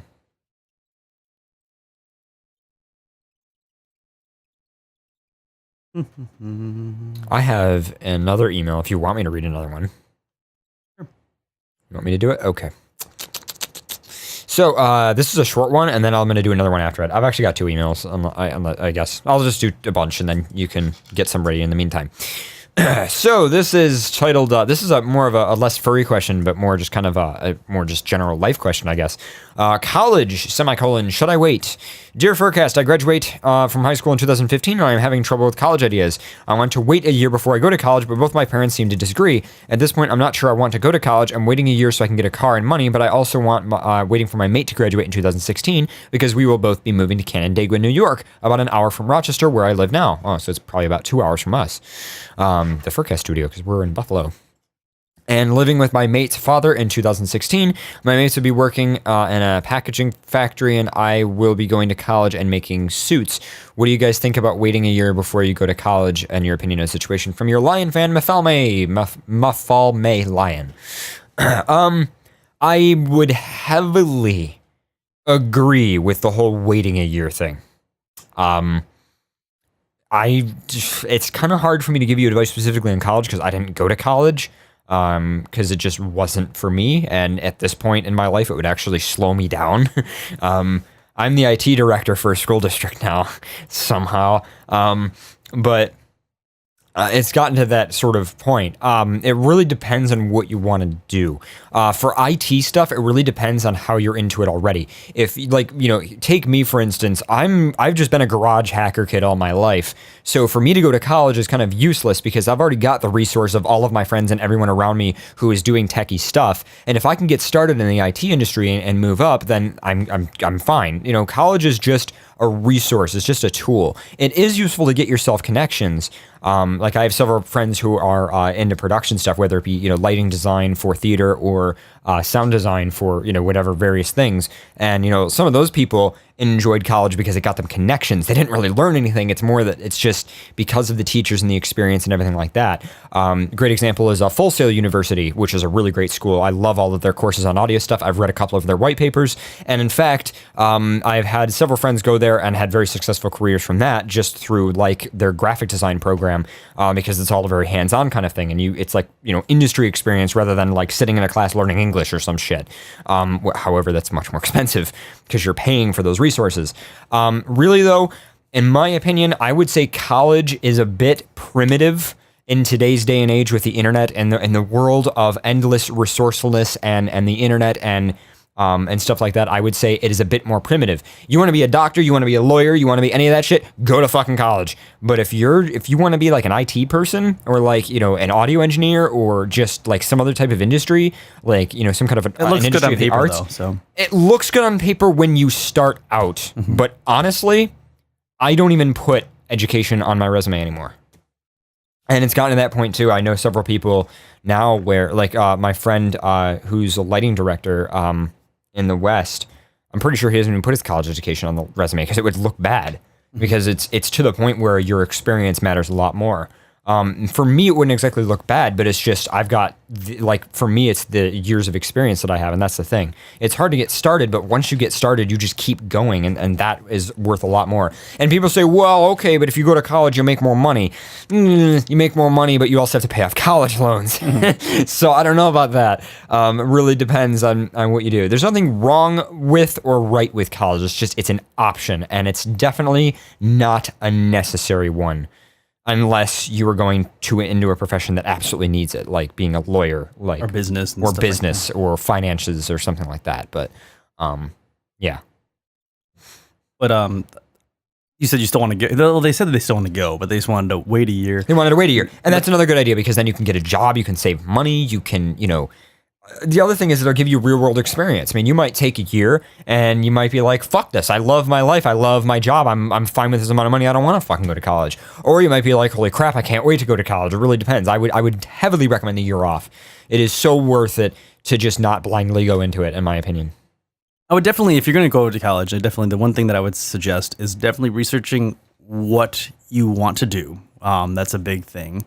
And what colleges are right for that major. I mean, you can go to different colleges and they have stronger majors. Like one's local by us. I mean, Fredonia is good for teaching, but not really good for computer science. I mean, ECC is good for another. So each college in itself has their benefits or positives and downfalls, and which teachers are good for what. That's one thing that you should definitely take into consideration when you're going to college. And so, I mean, you don't want to just jump. It's almost less about what you're getting into and more about what kind of person you are. Because it's like, that's the thing. I've just eat, sleep, live, breathe technology, geeky shit my whole life. But that's the thing is, I don't know if I could do that if it was like an art. Like if it was an art type of thing, and even Vera says, do mention getting the standardized tests done just in case we're still in school. That stuff fades easily. Another person in the chat room says, Paradox, I think college is advisable if it's an art, something that isn't information available through the vast internet. That's sort of true and not true. It really depends. I've seen artists that have just done art their whole life. They just love it, and then they go into college and they're like, what the fuck is the point of this? And I've seen other people where it helps them. It gave them connections. It helped them connect with other people who like to do the same thing. So it is just so 50-50 at this point. What I've noticed though is most people that jump in like haphazardly into a college usually don't do well. Right. The people who are like... The people who do research it and find out which college is best for them know for well what they want to do. Yeah. Especially like if they are dead set on, working with animals, if they want to be a zookeeper, if they want to, be a teacher, want to be a physics major, want to anything that they have, if you go in strongly knowing what you want to do. If it's something you're sort of already doing as well, that's the other big thing, the other big factor. If you're going to college for something you're already doing, then you're probably going to have a better time. But then again, if you don't know what you're doing and you still have to be forced into a college thing, then just start with doing electives. Yeah. So you have to take all the stupid classes like history, science, and everything, which to me, I never fully understand why you have to retake that if you're trying to shoot for a major in a certain field.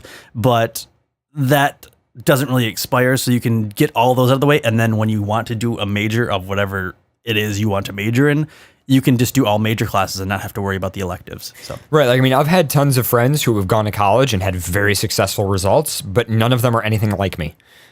So I don't really know what perspective to have on that. All I know is I took the perspective of, you know what, I'm just going to get some real world experience and save some money and chill out. And if I want to go to college, I'll go to college. And I definitely don't regret it. And so far, I still have no plans to go to college because I think my life's pretty cool. I'm going to go back to college for I'm going to be a communications major with my minor in business. So that's what I'm thinking to do. Really? Oh, I didn't know that. That's the first time hearing of that. Yeah. Cool. Well, have fun. Like I already have electives, so I figured, computer science really wasn't for me.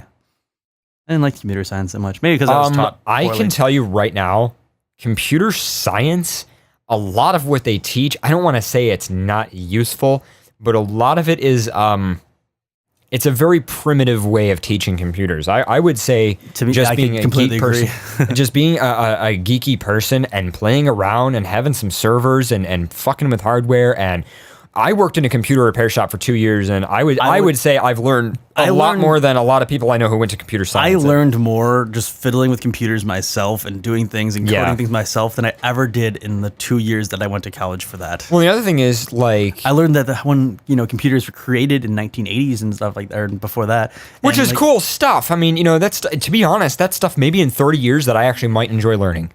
But at this point in my life, I don't know. I don't like, and a lot of people think computers are all about code too, and it's really not. I don't know any fucking code. And I would say I do computers pretty decently. I don't want to sound pretentious or anything, but I mean, I definitely am not behind in dealing with this shit. And it's like, I don't, you know, and some of my friends do know a lot of coding stuff, and they are a resource. But they are a resource because they know everything else besides the code, and they learn code on their own because they wanted to, because they wanted to get something done. And that's the other thing, is learning code in school and learning code because you want to get something done are two completely different things. Like, yeah, definitely. So, But continue on.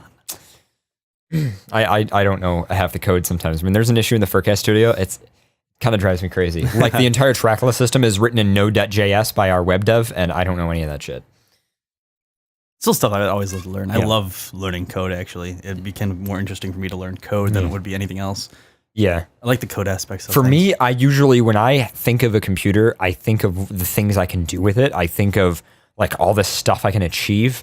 And so that's why I'm not a coding person, because I think of more like just making things happen in amazing I had ways. fun when I used to code. Like I wasn't good at it, but because I was taught poorly. But I liked coding. Like Coding can be fun. Yeah, if I could learn how to code like different things, even for the studio, I would do it. I'm a network guy. I'm all into networking. I'm a coding guy. Yeah, I'm Or all into, communications. I like communicating. I'm all into VLANs and IPsec and all the fun stuff.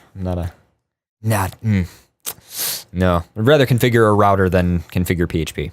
But I wouldn't want to get in computers at this point in my life. I'd definitely probably want to more get into like voice acting and different types of stuff involving that, because that's definitely more of an interest to me. I've always been into AV production, obviously, but I haven't ever wanted to go to college for it. I don't think it would really suit me. Anyway, I have an email. Tail wearing issue. Read on air if you can. And we can do yours too. I like the one that you had pulled up. Hey there, FurCast, Paradox, Pharaoh, and any other guests in the studio. I have an issue I could use some feedback on. I recently went to my first convention, MegaCon, in Orlando, Florida. Was that recently? I think that was like... Was it MegaCon? Oh, I'm thinking of a different one. I'm thinking of Megaplex. Megaplex is in Florida too. But anyway, MegaCon. I had a blast. I met a lot of furs, and most importantly, I got my first tail. It's pretty awesome and fun to wear, although I haven't worn it in public yet. Recently, me and my mother were going out shopping, and I decided to wear the tail. Why? I don't know. She noticed it and immediately told me to take it off, stating that people were going to think I was a freak, of course. I was a bit shaken and lightly embarrassed by her reaction. I did as she asked and took it off, but felt a little ashamed of myself with the whole experience. With this being my first experience wearing a tail, it got me thinking, would all my friends and everyone else act the same way if they see me wear it? I was wearing my tail at school, but after what happened... I wanted to wear my tail at school, but after what happened, I've been a bit concerned about doing so. Most of my friends are accepting of my quote-unquote furriness, yet I don't want to regret wearing it out in an open place for that reason.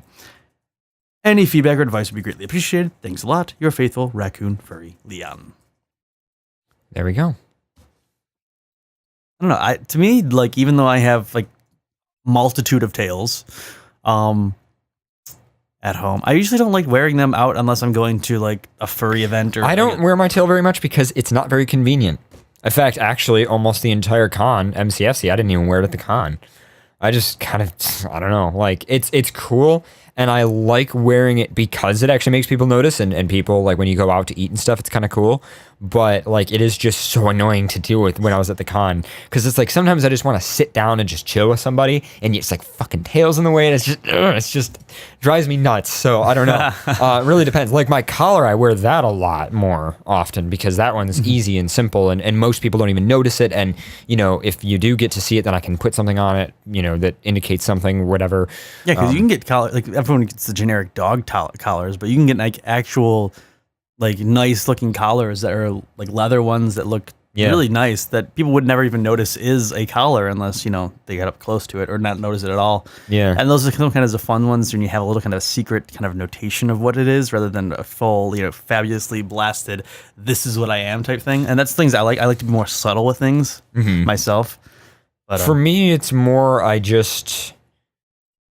like people know who I am, and if they don't, then they don't. But the people who do know who I am, and I don't really need to express it. I just don't care.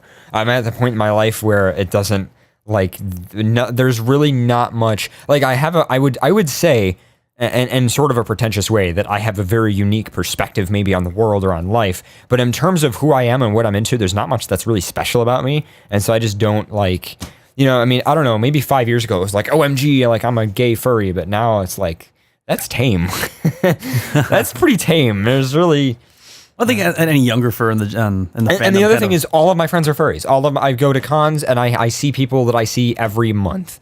And, you know, all of my friends are furries online and in real life. I go out to eat with furries at least once a week. I do the show with you guys. It's like, there's really no reason for me to, like, make a deal out of something that's pretty well known, I guess. I don't know. Mm-hmm. It's weird. It's a personal conflict thing, but no, tails are pretty cool. I like tails, and I do enjoy wearing mine. I don't mean to say that it's bad because it's a lot of fun. But it is definitely a fun. I feel like there's just a time and a place for it. There definitely is a time and a place for it. I mean that, and you have to, since you were talking about wearing it at school, you have to be careful with school dress codes and stuff. Sometimes it's not allowed because of the distraction, and the school you're supposed to be learning, not being a distraction to other people. And that's not unique to the fact that you're furry. That's just the way the schools are. Mm-hmm. I would recommend trying wearing a collar in school though. That usually is fine. Yeah, I always wore a collar in school. But I guess you could say if you wanted to keep the collar with you, just not wear it at school, but wear it like after you get out of school. They couldn't say anything about that. So then you could kind of wear it and have fun with it and not be in distraction to people. You're going to get mixed reactions with it. So, I mean, that's one of the things you have to also take into consideration is a tail is going to grab a lot of attention. If you're a person that doesn't like to be the center of attention, like in an uncomfortable or comfortable way. As all the cameras zoom in on Pharaoh. Then that is something you have to really take into consideration because, when you have a vibrant colored tail hanging off your ass, people are going to look and you have to be prepared to answer any questions they may have or kind of go with the flow of it and expect to see some negative, some positive, and some probably mostly just confused reactions. And a lot of people who just simply won't care. Mm-hmm. So that's the thing. Like, nothing surprises me when I walk around in society and see people wearing weird things anymore. I mean, I go to a furry con. You go to furry con. So, I mean, once you go to a furry con, anything outside of a furry con just seems tame. Yeah, really. Like, that's the thing. I feel like, when, and I hate to, this is terrible, but. What are you doing? When I was your age, before I went to cons and stuff, I could totally understand that it was a very important thing to be furry, especially when I was in high school and I didn't have very many local furry friends yet. I had a lot of online furry friends, but I didn't have too many local furry friends. And it was a big deal to me to be able to show that off and everything. And I understand that. And the whole coming out as being a furry, I understand that too. I did that.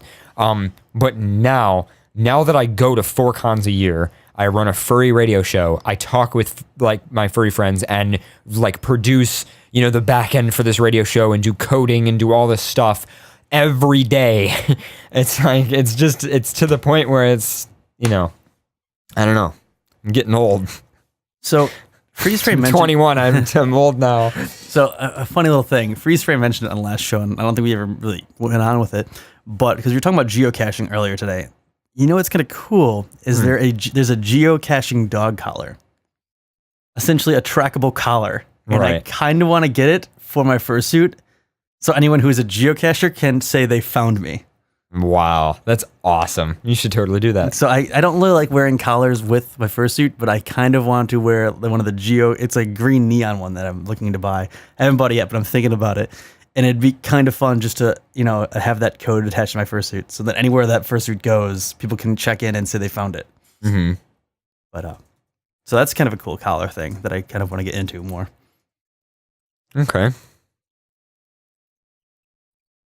So did you want to go to next? Yeah. All right. I guess I have an email. Ravian Fursuits. Hey everybody, FurCast, I have a quick question. I've never been to a con before, so I really have no experience with it, exposure for that matter, really. So one night, while I was chatting with one of my avian friends, one of my in the nest people. Like Zumaro? Like that bird-brained individual? I wondered about avian fursuits, specifically wings. I'm an avian myself. I've wondered about suiting for a while, as in 5 days, because I'm an unoriginal fuck who dismisses ideas way too fast, and a reoccurring subject of thought was, of course, the wings. As an avian, wings are a defining characteristic, and with suitors like Telephone tackling the problem by attaching 2 tiny cartoon-style wings to the back of their sort of flop around and are hardly noticed, I really want to know if there are more fleshed-out wings on a suit where even possible. I love your show. Hopefully I can catch more of them. I showed up for one, which included a guest, a missing bee, nipple zippers, and Pharaoh's gay hand. I've missed everyone since, sadly, but hopefully I can catch the next one. Although doubtful because I'm down in Austin right now hanging out with my sister. Thanks. Awesome meeting you guys. Griff. P.S. I don't know if I sound familiar or not yet, but I called in during the after show one week. I was the one who was horrified by Pharaoh's bird murder story and also botched the idea of a crummy joke right when you answered the call. Okay. I'm not sure if I remember that, but anyway, all right. So avian fursuits. There are actually a decent number of them now. And a lot of them, the way they do it is their arms actually have wings attached to them, like actual. I can't remember of any avian suitors that I know there's a lot. I don't see many 6-limbed characters. And by 6-limbed, I don't mean tars, because I fucking love those. But I mean, actually, you don't see a lot of tar fursuits either. I did see one tar fursuit, and it was interesting. But anyway, no, getting into 6-limb as in your feet, your arms, and then wings in addition, as in wings on the back kind of thing. I don't see that as much. I've never seen that. Oh, I have seen that a lot in fursuits.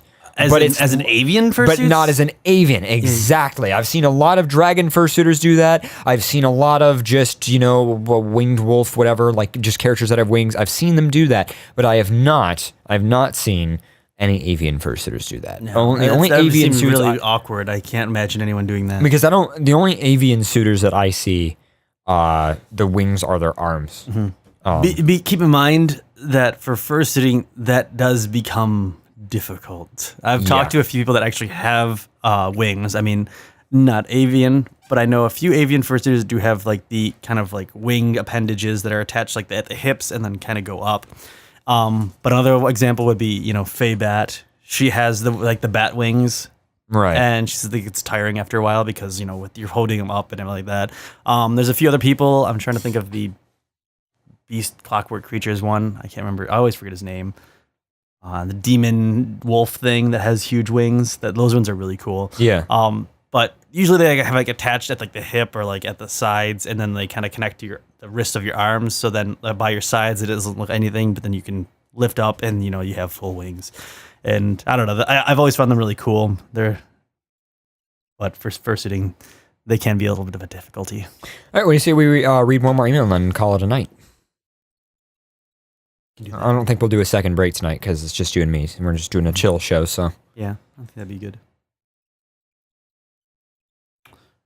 All right, let's see. I'm not sure about this one. I haven't proofread this one, but I'll give it a shot. Fandom hotspots. Hello, Paradox, Pharaoh, and any guest if applicable. Over the past few weeks, I have been experiencing something I'm not. Oh, sorry, phantom hotspots. I thought I read it wrong. Oh, okay, phantom hotspots. Phantom hotspots. Sorry, everyone. Over the past few weeks, I've experiencing something I'm not too sure is a thing. My persona is an Arctic wolf with a rainbow tail. How gay. So gay. In the standard Roy G. Biv, red, orange, yellow, green, blue, indigo, violet pattern. And I had a phantom tail and phantom ears for as long as I can remember, about 2 years. And I have a bad memory, so I can't really remember anything before 2 years, (P). Anyway, a few weeks ago, I found a random tail at Spencer Gifts. Of course, the Spencer tails. Uh-oh. So, of course, I started wearing it around my house and school until the principal and teacher said I couldn't. But after a few days of wearing it, the phantom tail I've had for years kind of emerged with the tail on my belt loop. I wouldn't say that's phantom tail because I get that after wearing a fursuit for too long. Yeah, it's not exactly phantom limbs. It's more just you being used to having to deal with having a tail on, I think. Yeah. I mean, not to say that you don't, because you may, but I swear every time I wear a fursuit for really long, especially a long weekend after a con of suiting, and I remove my tail, I still feel like I have that wag of a tail going. And I found myself, I mean, other suitors can even clarify, and you find yourself kind of wagging every once in a while and thinking, because I've just done it without thinking, I'll just start swaying back and forth. I've noticed. Why the fuck am I doing this? And then I'm like, oh yeah, I don't have a tail on right now. Yeah, I've done that a couple times. But it comes to a little bit of a habit when you start wearing a tail more and more. Mm-hmm. And there are times where you take it off and it still feels like it's possibly there just because of the weight that is associated with it. Anyway, to continue on with the email. kind of emerged with the tail on my belt loop, and the product of this is I can feel it when sometimes someone touches the tail. Sometimes some problems come when it comes to my asshole friends. We screw with each other. We're all assholes, but we're still nice. Well, friends always screw with each other. That's kind of what friends do. Yeah. I mean, you don't say they call my friends assholes, but I mean, everyone kind of screws with each other. But when they pull on my tail, it hurt like fuck. They stopped, thank God. Gog. But then one of my friends in art class started kind of petting the tail, and every time I got to orange and yellow, I couldn't help but moan a bit. That's awkward. It's Awkward. I don't think I could do that. Just start moaning in like any. Well, I mean, I hang out with CJ. Well, yeah, you do. I hang out with CJ a lot, so pheromones and fursuit, guys. Sometimes you got to a little bit. You got to appease the crowd, especially when you hang out with CJ a lot. Shout out to CJ. Sorry, I should be like moan out to CJ. So my question is, have any of you had a hot spot in a phantom limb? Thank you all for reading this big-ass wall of text, especially with all my author's notes. I love you all for being the best and funniest furs that I know of. Your rainbow-tailed Arctic wolf in Louisiana, winter dark claw, under the same name in the chat, if anyone is watching live tonight. Sends from my dumbass motherfucking iPad. There you go. Okay. I don't really have phantom anything. I'm not really spiritual in the aspect in the Therian side of things, I get mental shifts, but I don't really get phantom limbs. Mainly because I don't know if I want to say I'm self-aware, but I'm too like I don't know, just the way I think and perceive reality doesn't really allow me to have phantom limbs, but I definitely do get mental shifts a lot. Especially when I'm submissive, which a couple of my friends recently didn't believe. I'm by the way, random fact, fun fact. Like sexually, I'm like not submissive at all, but like in terms of emotions, I'm like definitely verse, like all over the place. So it really depends. But I can be sexually submissive. It's just very rarely, and I don't know. It's weird. Really, it really depends on the person I'm with. It's kind of like a pansexual submissiveness. That's an interesting way to say that. It's a pansexual submissiveness. I like acting out in submissiveness, but to be honest, I tend to be dominant at times a lot too. So it really depends on where you are and who you're with. It depends on, like, when it comes to dominance and submissiveness, and even beyond sexuality. This is just dominance and submissiveness just in general.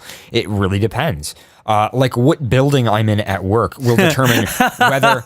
Well, no, literally, it will determine whether I am the dominant. Like if I'm having a meeting at work, sometimes I am like the leader of everything, and it's just like, they're all looking at me like, how can we do this? What should we order? What parts do we need? What everything at work and all this stuff. And then I'll be in the other building and I'll meet with like a bunch of the other tech people, and all of a sudden I'm just sitting there and I'm quiet. All that came to my mind is like someone being like, in this room I'm submissive, in this room I'm dominant.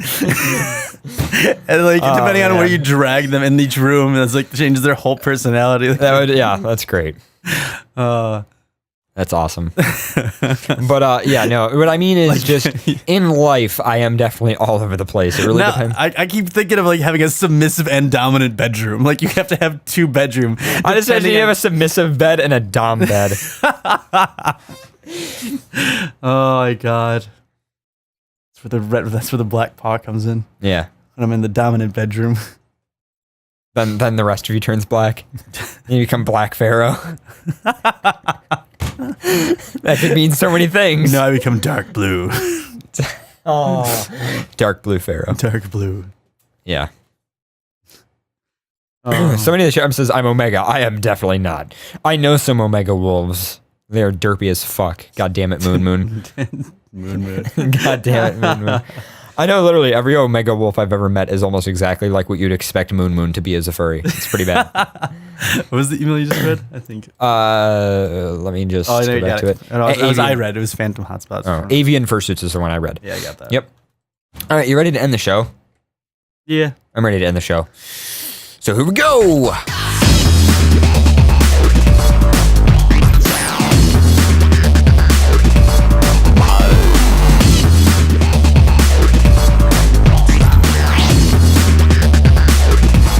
You know what? I'm ready to try. I got the you really energy. need to try? I don't think we I got should. the energy. No, please don't. I don't got want to deal with it. Let's do it. No. Let's do it. I refuse. Come on. Nope. I'm ready. We're not Nope. doing calls, so let's do this. Nope. I'm ready. I got it. I'm not. I can't do the effects with only one person. It's too difficult. We tried it. And Don't it's do the awful. effects. Don't do the effects. Or do like switch between one or two effects, and that's it. Just do deep voice and high pitched voice. That's it. Don't do anything Oh else. man. All right. Well, here we go. No effects. It's just Pharaoh reading through the names. No effects. Paradox, Pharaoh, Leon Fox Parker, Xylos, Blair, Mishka, TS, Happy Face, Awali, Joshua Way, Amy 2K, Amy, Kaldaka, Moot, Tech Wolf, Ace, Originus, Arori, Alpha, Andy the Brony. Animus Foxy, Anonymous 427. Vental Fox, As Ralph. Bacon Dicks, Resting Eyes, Benjamin Husky. Bob, Bravery Fox. Charcoal. Brave Foxy, sorry. Cheddar. Chopping Chew, Crazy Cat. This is Claws hard. Fox. Holy shit, this is hard. I've never done this before. Claws Fox. Cobalt, Cobalt_Wolf. Cobalt Craft, Coyote Suko. Dakun 831, Dark Omega. Decibel Fox, Denton. Deas the Squeaky Fox, Devin D. Parlay. Dicks on Pharaoh's shoulder, Dirty Eyes. Dracon Vin, Dragon Foxing. Dragon Guts, Drakey Kilichi. Jan the Wolf, Ellipson. Felix Foxy, Figma. Firewalks, Fistermeister Cod. Flare the Dragon, I was about to read that one. Florida Man. Fluffy Butt, Fox. Fox 52734, Foxid. Frenzy Tiger the Liger, Frosty Fox. FurCast Fox 459, FurCast Fox 581. Gala William, Genetic Poets. Geoff a Cake, Glitch. Grathrala Nosra, Glizzer Frizzle. Hato the Puppy, Hexorbis. Hi Jinx, Ice Phantom Wolf. Inigo Montoya, Itachi Itachi Uchita, Jacktail. Jakku Wolf, Geralex Phoenix Blade. Jace, John Say. JT Cynic, God damn, this is hard. How do you guys do this every week? This is like, what? Kalisco the Coyote, Killian, Kill Me, Kinyan. Koji Skull, Cool TNT. Kunai 994, Conundrum. Kero Okami, LC Nost TV or Ivy.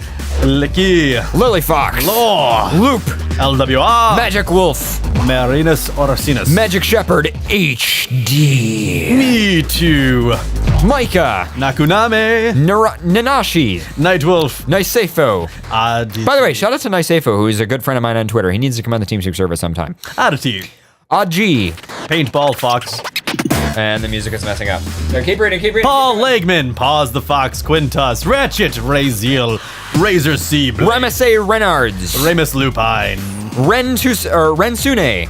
Riku Yoshiko, Rocks with 2 X's. Raya, Saucy Fox. Seth Ra, Seth Note. Sin the Kitty, Cetus. Silverpaw, Silverpaw_. Silver Fox, Silver Gutamon. Sin the Fox, Sline Furus. Splendiferous, Splendiferous, okay. Snare, Snooper. Star Hawking, Striker Cougar. Surfer Otter, Cyphero. Silana, Syndrome Kerfluffle. Taco Farts, Talon. Tech Wolf Hexchet, Tech Wolf Quassel. Tabunny Boy, Terminal Velocity. Tezers. the plural of tiger, The Ace are a lot of foxes. Tiger Wolf Vix, Todd Renard. TR, Twilord Tentafox. Ulrich, Valik. Varanus, Verzina X111. Verokin, Vex. Vex underscore, Vero Science Collie. Shout out to Vero. Awesome guy. Vixie Vix, Winter Dark Claw. Wolfie Azura, Wolfie. Wolf X No Fox, Extremo Fox or something like that? I don't even remember what the name is. ExxonMobil. Exotic Fox, X Delta. Sorry, I'm messing up. It's my fault. Zion the Fox, Zyle Riley. Zionk, Zappy. Zorid, Zikak, Zivo, Zenir, Finish. Zener, Zoltate, Z Suicides, Zars, and then Red Army Phoenix Tour.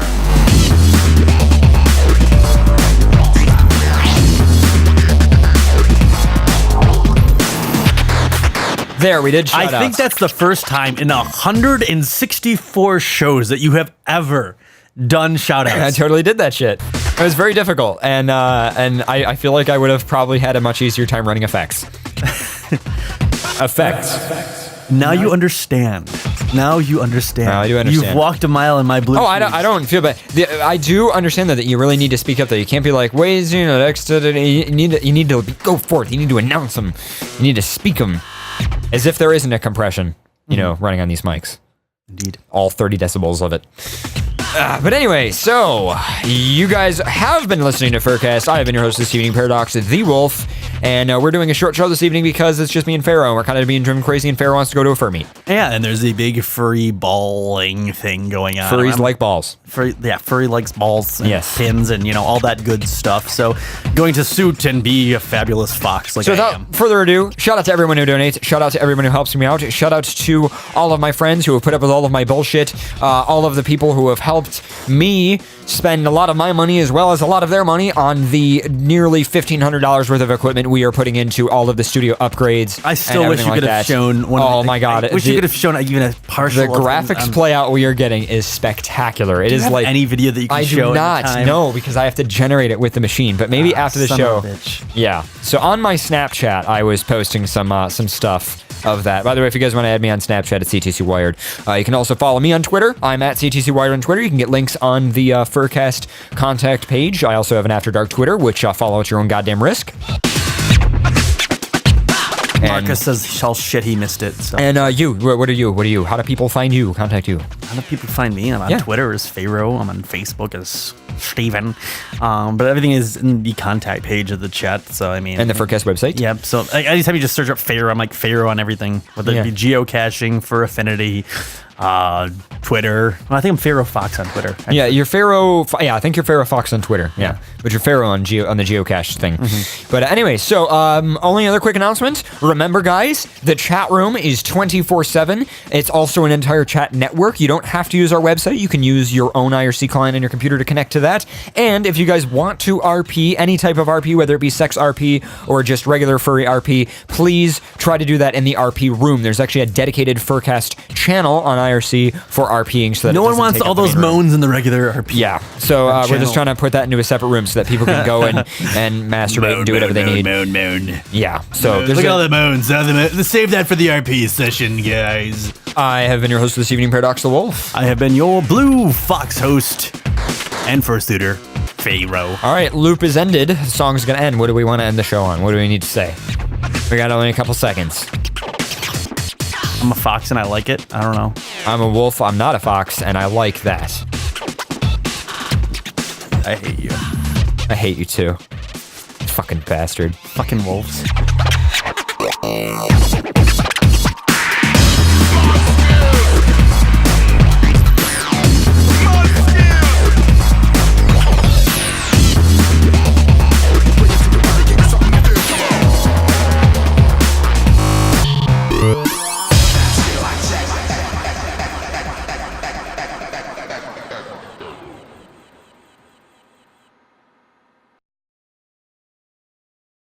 But no, he wants me to up it because what I do is I FTP it to him, and then he I SFTP it to him, and then he edits it and edits out the breaks so that YouTube doesn't bitch at us.